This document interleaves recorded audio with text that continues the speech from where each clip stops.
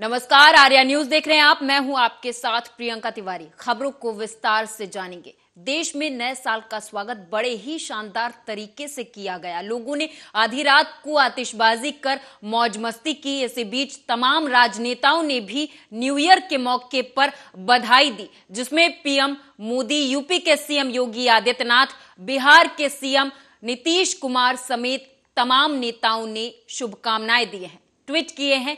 प्रधानमंत्री नरेंद्र मोदी ने नए साल के अवसर पर सभी देशवासियों को नए साल की बधाई दी। उन्होंने ट्वीट कर लिखा, आपका 2023 शानदार हो।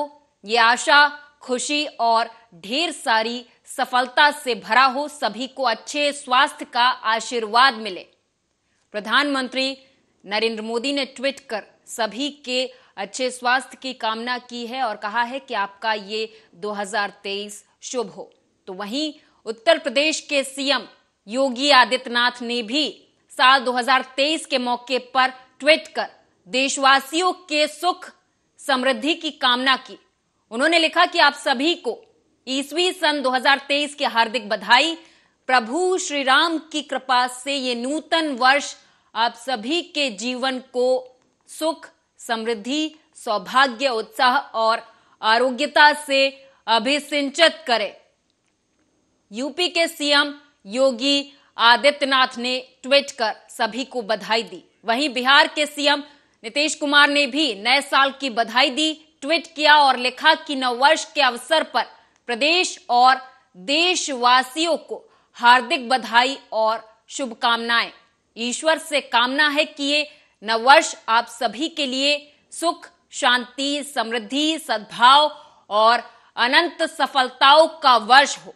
सबके सम्मिलित प्रयास से सुखी, समृद्ध और गौरवशाली बिहार के निर्माण का संकल्प पूरा होगा।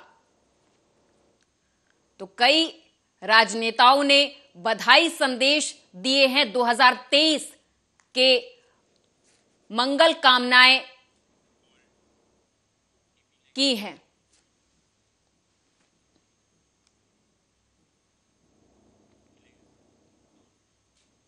नववर्ष पर विंध्याचल धाम में भक्तों की भीड़ देखी गई।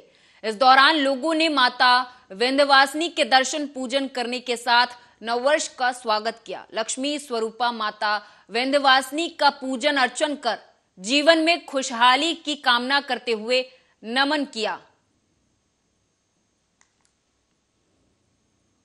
तुमने कहाँ दर्शन करना है, कौन सा दिन है? आज रविवार का दिन है और नए साल का पहला दिन है। माई विंध्यवासिनी के चरणों में हम लोग दर्शन करके साल का पहला दिन शुरुआत करना चाहते हैं। और ये आदिशक्ति देवी मैया का बहुत ही महान वो वर्णन किया गया है, जिससे कि देवी मैया ने अच्छे मतलब का भला किया है। भीड़ है, इसी के साथ बहुत ज़्यादा भीड़ है। आज कॉरिडोर में भी नहीं घुस पाए हम लोग, काफ़ी दूर से पैदल चल के आ रहे हैं। अभी दर्शन करने आए हैं। अब दर्शन से ही नए साल की शुरुआत कर रहे हैं। बहुत अच्छा लग रहा है। माँ शक्ति मनोकामनाएं पूर्ण करती हैं। पंडित तेज बहादुर गिरी, कोषाध्यक्ष विंध्यवासिनी मंदिर। पंडित जी बताइए कि आज नया साल है ना, सब कितने भक्त आए होंगे दर्शन करने, क्या मानता है? आज के दिन 4-5 लाख आदमी माँ विंध्यवासिनी दरबार में आके माता जी का दर्शन करते हैं और माता जी के दरबार से अच्छा संदेश लेके जाते हैं कि आने वाले। कांग्रेस लगातार बीजेपी पर हमलावर है। कांग्रेस ये सवाल खड़े कर रही है कि बीजेपी ने इतने सालों तक देश के विकास के लिए क्या किया। आप भी सुने। 8 बजे नोटबंदी, 12 बजे जीएसटी लागू की। और इनकी जो तपस्या है, उस तपस्या से चोरी की। क्यों किया? ये पॉलिसीज नहीं थी। 2 लोग नरेंद्र मोदी जी की पूजा करते हैं दिन भर और उनको जो भी चाहिए मिल जाता है। रेलवेज, पोर्ट, एयरपोर्ट, ये देखो भैया ड्रोन उड़ रहा है, ये भी ले जाएंगे उठा के। सड़कें, बिजली, पानी, सब कुछ। 2 लोग, 5 लोग प्रधानमंत्री की पूजा करते हैं और हिंदुस्तान का पूरा धन उनके हवाले कर दिया जाता है। एक आंकड़ा मैं आपको देना चाहता हूं जिससे आपको सब बात समझ आ जाएगी। देखिए, हिंदुस्तान के 100 सबसे अमीर लोगों के पास उतना ही धन है जितना हिंदुस्तान के 55 करोड़ लोगों के हाथ में है। 100 लोगों के पास इतना धन है जितना हिंदुस्तान के 55 करोड़ लोगों के हाथ में है। हिंदुस्तान का आधा धन सिर्फ 100 लोगों के पास है और इन 100 लोगों के लिए हिंदुस्तान चलाया जाता है। और अगर आप उससे भी गहराई में जाना चाहते हैं तो आप उन 100 लोगों को भी छोड़ दीजिए, उनमें से 4-5 ऐसे लोग हैं जिनको आज आप हिंदुस्तान के महाराजा कह सकते हो, राजा कह सकते हो। पूरी की पूरी सरकार, पूरा मीडिया, सारे ब्यूरोक्रेट्स इनके इशारे से काम करते हैं। नरेंद्र मोदी जी भी इन्हीं के इशारे से काम करते हैं। जो ये कहते हैं वो नरेंद्र मोदी हिंदुस्तान के प्रधानमंत्री करते हैं। इन्होंने कहा कि जो छोटे व्यापारी हैं, जो मिडिल साइज व्यापारी हैं, उनको खत्म करना है। इन्होंने नरेंद्र मोदी जी को इशारा दिया और नरेंद्र मोदी जी ने एक के बाद एक निर्णय लेने शुरू कर दिए। साहब ने कहा कि हम ट्रेन के डब्बे में चाय बेचते थे। गुरु, हम आपको चाय बेचते हुए तो नहीं देखे हैं, लेकिन रेलवे बेचते हुए आपको देख रहे हैं। गुरु, हम आपको चाय बेचते हुए तो नहीं देखे हैं, लेकिन बीएसएनएल बेचते हुए देख रहे हैं। गुरु, हम आपको चाय बेचते हुए नहीं देखे हैं, लेकिन एलआईसी बेचते हुए देख रहे हैं। देख रहे हैं कि नहीं देख रहे हैं? और अगर कोई चाय बेचने वाला होता तो दूध का दाम बढ़ाता क्या? मैं मोदी जी की तरफ पूछूं क्या? अगर कोई चाय बेचने वाला देश का प्रधानमंत्री होता तो जब नया साल आने वाला है तो 2 रुपया दूध महंगा किया जाता क्या? दूध से इनका नाता नहीं है, चीनियों से जरूर है। दूध से नाता हो ना हो, चीनी से जरूर है। और यह बात मैं क्यों बोल रहा हूं? पहली बार ऐसा हुआ है कि कोई हमारे यहां आ गया, गलत किया। पूरी तरीके से भारतीय राष्ट्रीय कांग्रेस चाइना का विरोध करती है, उसकी निंदा करती है कि चाइना को कोई अधिकार नहीं है कि हमारी सीमा में घुसे। और अगर घुसेंगे तो हमको अपने देश के जवानों पे भरोसा है। हमारे घर में लोग फौज की नौकरी करते हैं, इसीलिए हमको पता है। अरे जूता नहीं भी होगा ना तो हौसलों से उनका मुकाबला करेंगे, यह बात हम जानते हैं। लेकिन कुछ निकम्मे लोग हैं कि बड़ी चालाकी से वर्दी के पीछे छुप जाते हैं। कभी वर्दी को बदनाम कर देते हैं, कभी वर्दी के पीछे छुप जाते हैं। जब प्रज्ञा बोल रही थी चाकू तेज कर लीजिए, तब वर्दी को बदनाम कर रही थी, पुलिस वालों का मजाक उड़ा रही थी।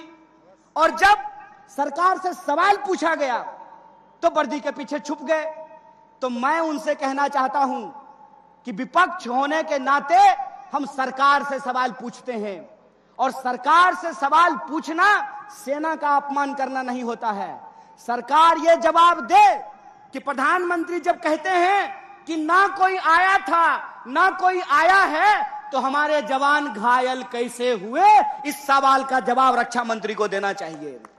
मेरे भाई, आज हम 138वां स्थापना दिवस मना रहे हैं, और एक ऐसे मुश्किल दौर में स्थापना दिवस हम मना रहे हैं जब देश तमाम दुश्वारियों से घिरा हुआ है। दिल्ली की गद्दी पर बैठा हुआ हाकिम यह सोचता यूपी के जनपद बुलंदशहर की तहसील सिकंदराबाद पुलिस को बड़ी सफलता हाथ लगी है, जहां सिकंदराबाद पुलिस ने निकाय चुनाव से पहले अवैध शस्त्र फैक्ट्री का भंडाफोड़ किया और मौके से एक आरोपी को गिरफ्तार करने में सफलता पाई है, जिसमें एसपी सिटी सुरेंद्र नाथ तिवारी ने प्रेस वार्ता करते हुए अधिक जानकारी दी है। पुलिस द्वारा अवैध शस्त्र फैक्ट्री का खुलासा किया गया है। कितने आरोपी गिरफ्तार किए गए हैं और क्या इनसे बरामद किया गया है? पुलिस गश्त में थी, उनको मुखबिर से सूचना मिली कि एक व्यक्ति जो अवैध असलहे बनाता है, उसके आधार पर इन लोगों ने जोखाबाद क्षेत्र में एक दबिश डाली। वहाँ से एक साहिब नामक व्यक्ति पकड़ा गया, एक व्यक्ति उसके साथी और था जो फरार हो गया है। उसके पास से लगभग 6 तमंचे और एक बंदूक और टेस्टिंग के लिए कारतूस और असलहा बनाने के लिए जो सामग्री प्रयुक्त होती है, चाहे वो ड्रिल मशीन हो चाहे पाइप्स हों, ये बहुत सारी चीज़ें बरामद हुई हैं और इसके आधार पर आज इन लोगों ने उसकी गिरफ्तारी की है। गिरफ्तारी के बाद वैधानिक। पंढरपुर से खबर है, बता दें कि एक पिता ने जब बेटे की शादी का विरोध किया तो बेटे को इतना गुस्सा आ गया कि उसने अपने पिता को ही आग के हवाले कर दिया। बता दें कि बेटे ने पिता को पेट्रोल डालकर जिंदा जला दिया। दरअसल ये दुर्भाग्यपूर्ण घटना सामने आई है, जहां पर नाबालिग लड़की से शादी का विरोध करने पर एक पिता को उसके ही बेटे ने जिंदा जला दिया। ये चौंकाने वाली घटना पंढरपुर तालुके के कसेगांव इलाके में हुई है।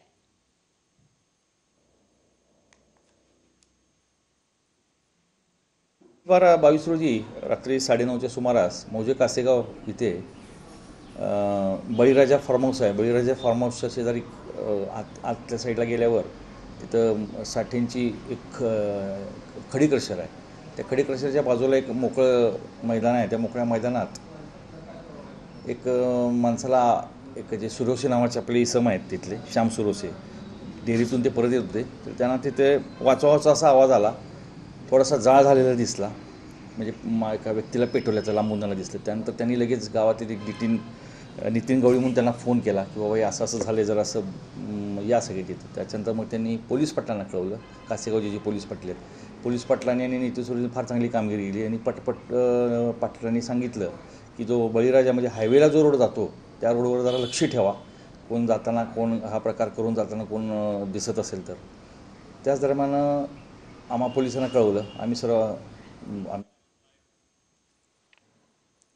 नवी मुंबई सीमा शुल्क जोन 3 के द्वारा अंतर्राष्ट्रीय बाजार में बिक्री के लिए लाई गई 538 करोड़ रुपए की करीब 140 किलोग्राम ड्रग्स को मुंबई सीमा शुल्क विभाग ने मुंबई के तलोजा स्थित मुंबई अपशिष्ट प्रबंधन में नष्ट कर दिया। मुंबई समेत कई जगहों पर मादक पदार्थ बेचने वाले गिरोह सक्रिय हैं। नॉर्मली आपण जर पाहिलं तर मागच्या 15-20 वर्षातल्या ज्या केसेस बघितल्या तर इंडिया आणि आफ्रिकन कॉन्टिनेंट जे आहे, म्हणजे त्याच्यामध्ये या केसेसबद्दलच बोलायचं झालं तर झिम्बाब्वे, झांबिया, केनिया, युगांडा या ठिकाणचे स्मगलर जे आहेत ते ड्रग्स घेऊन येताना जाताना आपण याच्यामध्ये पकडलेले आहेत। आणि आदिस अबाबा जे एक एयरपोर्ट आहे, ड्रग्स को लेकर के हमको और सतर्क रहने की जरूरत है। नहीं, अभी आपने शायद देखा होगा कि रिसेंट पास्ट में हम लोगों को बहुत अच्छी कामयाबी मिली है। DRI ने बहुत बड़े बड़े केसेस किए हैं बॉम्बे में, एयरपोर्ट पे भी आप लोग पढ़ते रहते हैं। तो हम लोग जो है कस्टम डिपार्टमेंट ऐसा पूरी तरीके से ड्रग्स मैनेज को कॉम्बैट कर। मैनपुरी के थाना भोगांव क्षेत्र में लंबे समय से चल रही अवैध शस्त्र असलाहा फैक्ट्री का थाना पुलिस ने भंडाफोड़ किया है। बता दें कि पुलिस ने शस्त्र बनाने वाले 2 अभियुक्तों को गिरफ्तार कर लिया है, तो वहीं उनके पास से अवैध असलहे और असलाहा बनाने वाले उपकरण भी बरामद किए हैं। ये गिरोह जनपद में लंबे समय से चल रहा है, जिसकी तलाश बहुत समय से पुलिस को थी। आखिरकार पुलिस ने सफलता प्राप्त की है, 2 अभियुक्त गिरफ्तार कर लिए हैं। फैक्ट्री पकड़ी गई है, किस तरीके से इसका रावण हुआ और कितने लोग गिरफ्तार हुए? भोगांव थाना अंतर्गत एक अवैध ढंग से संचालित शस्त्र फैक्ट्री पकड़ी गई है। इसमें 2 अभियुक्त पकड़े गए हैं, मुन्ना लाल और अंशुल। काफ़ी दिनों से इनके बारे में जानकारी मिल रही थी कि ये अवैध ढंग से शस्त्र निर्मित करके और अपराधियों को बेच रहे हैं। इस सूचना के आधार पर डेवलप करके मौके से इनको गिरफ्तार किया गया। इनके पास से निर्मित अर्धनिर्मित राइफल और तमंचा और साथ ही सामान काफ़ी सब सामान बरामद हुआ है जो शस्त्र फैक्ट्री में इनके उपयोग में लाया जा रहा था। पूर्व में भी इसमें जो मुन्ना लाल है ये कई बार शस्त्र फैक्ट्री में पकड़ा जा चुका है और फिर भी यही काम कर रहा था। संपूर्ण तथ्यों की जानकारी। यूपी के बुलंदशहर में बीवी नगर पुलिस को बड़ी सफलता मिली है। इस दौरान पुलिस ने अवैध शस्त्र बनाने वाले 4 बदमाशों को गिरफ्तार कर लिया है। पुलिस ने कुचेसर रोड आम के बाग के पास से 4 बदमाशों को गिरफ्तार किया है। आज बीबी नगर थानाध्यक्ष और उनकी टीम द्वारा एक सूचना के आधार पर एक फैक्ट्री बरामद की गई है, जिसमें 8 तमंचे 15 बोर के और 4 तमंचे 12 बोर के और एक पौनी और इसके अलावा कुछ अर्धनिर्मित असलहे और इसके अतिरिक्त जो इसमें असलहे बनाए जाने में सामान प्रयुक्त होता है वो सारी चीज़ें बरामद की गई हैं। 4 लोग इसमें गिरफ्तार किए गए हैं और एक आदमी अभी इसमें फ़रार है। उन चारों में 3 आदमी जो उनकी अपनी पुरानी क्रिमिनल हिस्ट्री भी है। इनके द्वारा जो असलाह बनाया जाता था उसको। मिर्जापुर पुलिस ने अंतर जनपदीय वाहन चोर गैंग का खुलासा कर गैंग के 2 सदस्यों को गिरफ्तार कर लिया है। उनके कब्जे से अवैध तमंचा और कारतूस के साथ ही 5 मोटरसाइकिल बरामद की गई हैं। यह खुलासा एसपी संतोष कुमार मिश्र ने पुलिस लाइन में किया। बताया कि वाहन विभिन्न स्थानों से चोरी किए गए थे। पुलिस गैंग के अन्य सदस्यों की तलाश में जुट गई है। पुलिस गैंग अन्य सदस्यों की तलाश कर रही है। जैसे ही सदस्य मिलते हैं और इस गैंग का खुलासा किया जाएगा। में वर्ष के प्रथम दिन सराहनीय कार्य करते हुए थाना अहरौरा की टीम के द्वारा वाहन चोरों का एक गैंग उसको बस्ट किया गया है। इसमें 2 शातिर जो वाहन चोर हैं उनको गिरफ्तार किया गया है। संजय विश्वकर्मा और मनोज पुत्र छेदीलाल इनको पकड़ा गया है। इनके पास से 5 चोरी के वाहन 2 व्हीलर वो बरामद हुए हैं। पूछताछ में इन्होंने बताया है कि इनका एक गैंग है जो कि जनपद मिर्जापुर, बनारस, चंदौली, भदोही इत्यादि जनपदों में सक्रिय है और वाहन। रायबरेली से एक बार फिर से तलवार से केक काटने का प्रचलन सामने आया है, जहां पर तलवार से केक काटने का प्रचलन थमने का नाम नहीं ले रहा। दरअसल सोशल मीडिया पर एक वीडियो वायरल हुआ है जिसमें साफ तौर पर देखा जा सकता है कि किस तरह से दबंग कानून व्यवस्था का मखौल उड़ा रहे। बता दें कि तलवार से केक काटने और लहराने की तस्वीरें सामने आई हैं।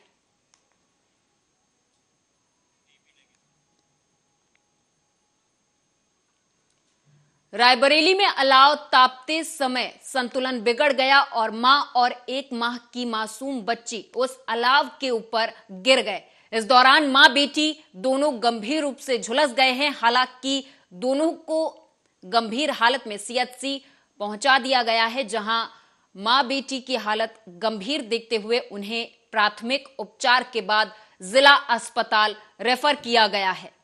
ट्रीटमेंट चल रहा है, इलाज चल रहा है दोनों की। डॉक्टर साहब क्या परिचय है? डॉक्टर एसके सिंह, यम्मो जिला अस्पताल रायबरेली। डॉक्टर साहब ऊंचाहार से एक माँ बेटी जल गई थी, क्या मामला है? एक बच्ची एक महीने की बच्ची थी और उसकी माँ थी, उसको करीब माँ बेटी दोनों थी। माँ का नाम अंजना है और ये ऊंचाहार सीएससी से रेफर किया गया था। बाकी अलाव ठंड का मौसम अलाव सेक रहे थे उसमें और उसी समय बाई मिस्टेक एक्सीडेंटली वो गिर गए, जिसकी वजह से माँ और बेटी दोनों जल गए, दोनों झुलस गए।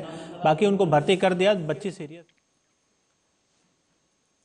हरियाणा के सीएम मनोहर लाल ने बाबा बंदा सिंह बहादुर स्मृति स्थल के शिलान्यास के मौके पर संबोधित करते हुए कहा कि बाबा बंदा सिंह बहादुर की कहानी शौर्य, संत, सेनापति, बलिदान की कहानी है।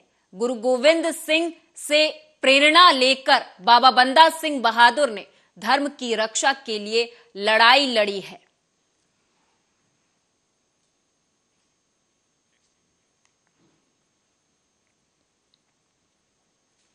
हरियाणा के खेल मंत्री संदीप सिंह पर छेड़छाड़ के आरोप लगाने वाली कोच ने गृह मंत्री अनिल विज से मुलाकात की। इस दौरान महिला कोच ने कहा कि जब खेल मंत्री सलाखों के पीछे होंगे तो और भी ऐसी महिलाएं सामने आएंगी जिनको मंत्री ने प्रताड़ित किया था।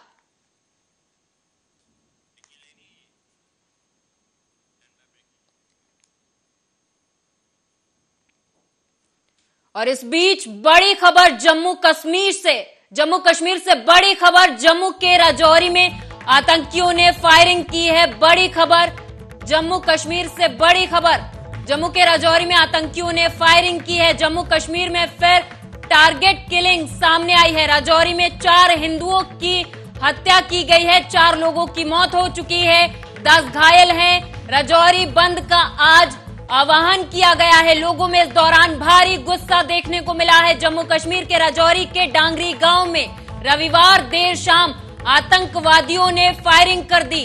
इस घटना में कुल 10 लोग घायल हुए हैं। हालांकि 2 लोगों की मौत हो चुकी है।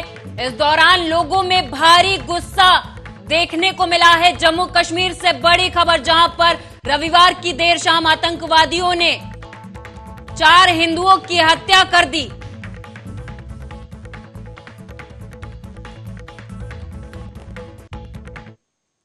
और इस बुलेटिन में मेरे साथ बस इतना ही। आप देखते रहें आर्या न्यूज।